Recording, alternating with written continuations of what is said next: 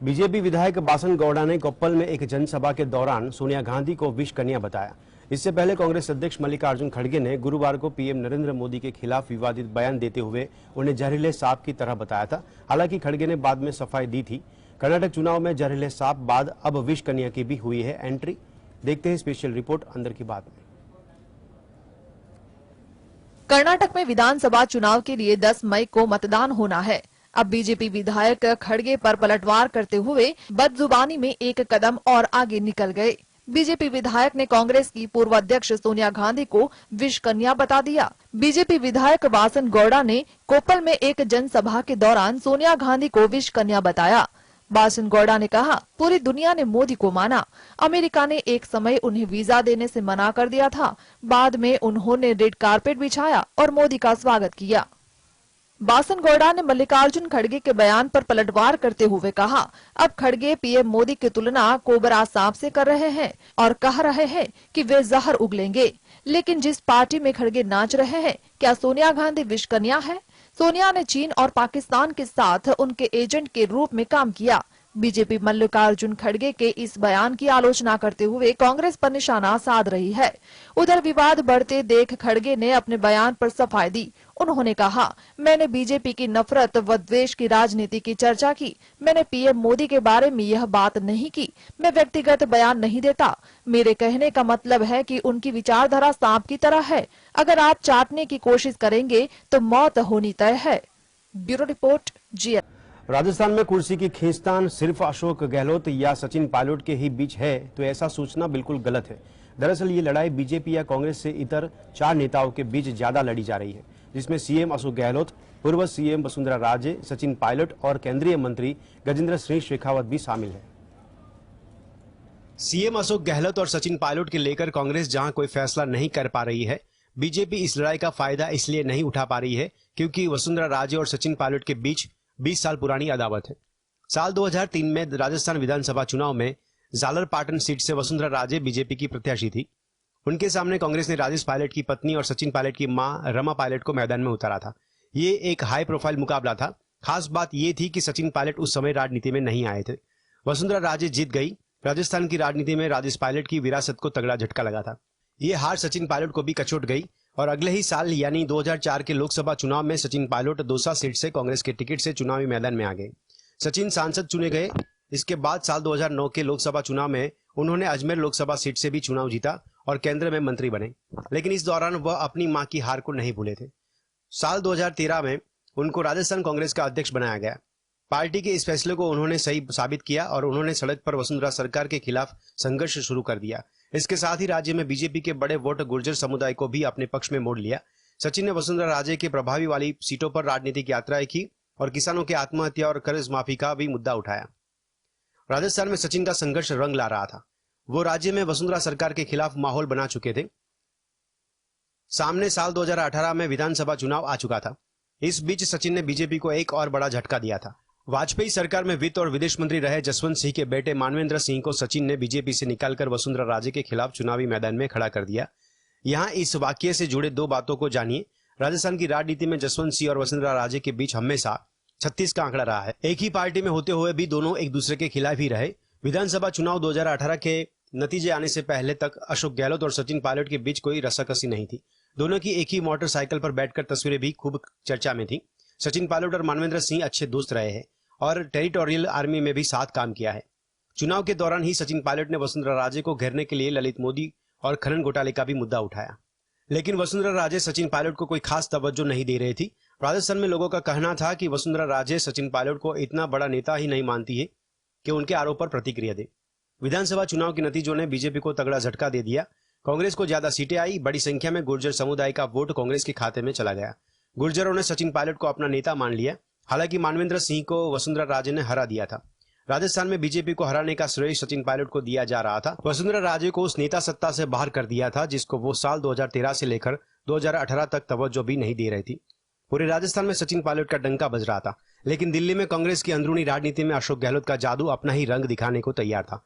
फैसला हुआ कि राजस्थान के नए मुख्यमंत्री अशोक गहलोत होंगे। उधर मध्य प्रदेश में भी यही हुआ। ज्योतिरादित्य सिंधिया की जगह कमलनाथ को सीएम बना दिया गया।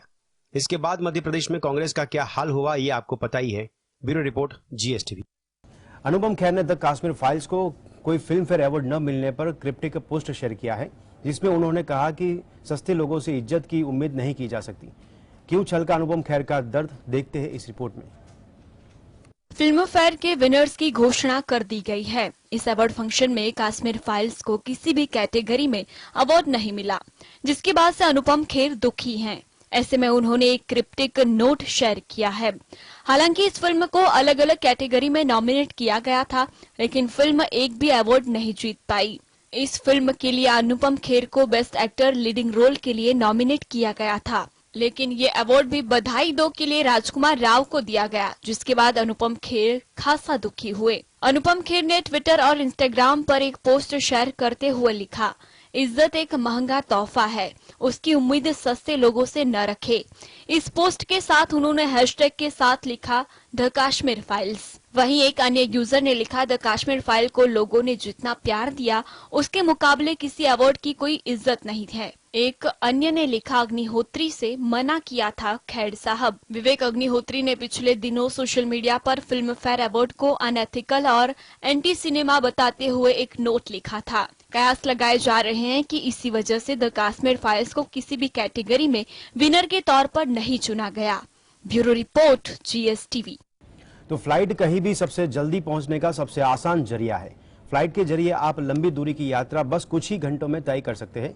हालांकि कई बार ऐसा देखने को मिलता है कि जब हमारी फ्लाइट डिले हो जाती है या फिर कैंसिल कर दी जाती है, ऐसे में आपके पास पैसेंजर के तौर पर कुछ ऐसे अधिकार भी होते हैं जिनका आप इस्तेमाल कर सकते हैं और इससे आपको काफी कम परेशानी भी होती है। भारत की एविएशन मिनिस्ट्री का पैसेंजर चार्टर प्लेन में यात्रा करने वालों को इन अधिकारों की गारंटी देता है। इन अधिकारों के तहत एक यात्री के तौर पर आप मुआवजे या फिर रिफंड की मांग भी कर सकते हैं। फ्लाइट की एक ब्लॉक टाइमिंग होती है। ब्लॉक टाइमिंग से मतलब होता है कि फ्लाइट को एक जगह से उड़ान भरकर दूसरी जगह पहुंचने में कितना वक्त लगता है, यानी डिपार्चर और अराइवल की टाइमिंग। ब्लॉक टाइमिंग में यह वक्त भी शामिल होता है जब कोई प्लेन रनवे पर दौड़ रहा हो। अगर किसी फ्लाइट की ब्लॉक टाइमिंग 2 घंटे की है और वह फ्लाइट 2.5 घंटे डिले हो जाए तो ऐसी स्थिति में यात्रियों को रिफ्रेशमेंट दिया जाएगा। इसी तरह अगर किसी फ्लाइट की ब्लॉक टाइमिंग 2.5 से 5 घंटे की है और वह फ्लाइट 3 घंटे डिले हो जाती है तो इस केस में पैसेंजर को रिफ्रेशमेंट मिलता है। फ्लाइट के 4 घंटे डिले होने पर भी पैसेंजर को रिफ्रेशमेंट दिया जाता है। अगर किसी फ्लाइट की ब्लॉक टाइमिंग 3 घंटे है और वह 2 घंटे 40 मिनट लेट हो जाती है तो फिर पैसेंजर को कोई भी रिफ्रेशमेंट नहीं दिया जाएगा। वहीं अगर कोई फ्लाइट 6 घंटे से ज्यादा डिले है तो फिर एयरलाइन को इसकी सूचना कम से कम 24 घंटे पहले देनी होगी। साथ ही एयरलाइन के लिए यह भी जरूरी होगा कि वे पैसेंजर को या तो दूसरी फ्लाइट दे या फिर उनके पैसे रिफंड करे। वहीं अगर आपकी फ्लाइट रात के 8 बजे से सुबह 3 बजे के बीच है और वो 6 घंटे से ज्यादा लेट है तो फिर एयरलाइन को आपके लिए होटल बुक करना होगा। वही फ्लाइट के 24 घंटे लेट होने पर भी होटल की बुकिंग करनी पड़ती है। अगर फ्लाइट कैंसिल होने पर यात्रियों को सूचना नहीं दी जाती है तो उनके लिए दूसरी फ्लाइट का इंतजाम किया जाएगा या फिर पैसेंजर को फुल रिफंड के साथ मुआवजा भी दिया जाएगा।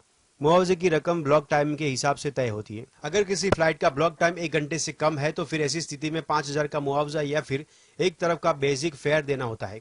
इस तरह अगर आपकी कनेक्टिंग फ्लाइट है और एक फ्लाइट के मिस होने पर आपकी दूसरी फ्लाइट छूट जाती है तो पैसेंजर के लिए दूसरी फ्लाइट की टिकट को अरेंज करना रहेगा।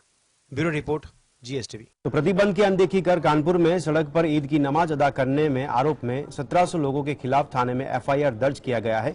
इस घटना को अतीक अहमद की हत्या से जोड़ने के लिए all India Muslim personal law board के सदस्य मोहम्मद सुलेमान की आलोचना की गई है। क्या है पूरा मामला, देखते हैं इस रिपोर्ट में। प्रतिबंध की अनदेखी कर कानपुर में सड़क पर ईद की नमाज अदा करने के आरोप में 1700 लोगों के खिलाफ थाने में FIR दर्ज किया गया है। इस घटना को अतीक अहमद की हत्या से जोड़ने के लिए all India Muslim personal law board के सदस्य मोहम्मद सुलेमान की आलोचना की गई है। पुलिस का आरोप है कि 22 अप्रैल को रोक के बावजूद जाजमऊ, बाबूपुरवा और बड़ी ईदगाह बिन जबर के बाहर सड़क पर नमाज अदा की गई। जिन 3 जगहों के खिलाफ प्राथमिकी दर्ज की गई है उनमें ईदगाह कमेटी के सदस्य भी हैं। All India Muslim personal law board के सदस्य मोहम्मद सुलेमान ने आरोप लगाया कि एक विशेष समुदाय को निशाना बनाया जा रहा है और ऐसा लग रहा है कि देश एक धर्म बन गया है। लोग पुलिस हिरासत में मारे जाते हैं और पुलिस देखती रहती है। हथियारों पर गोली नहीं चलाई गई थी। हमारे समाज संविधान के अनुसार चलता है, लेकिन योगी सरकार संविधान को तोड़ रही है, ऐसा आरोप मोहम्मद सुलेमान ने लगाया है। Bureau report, GS।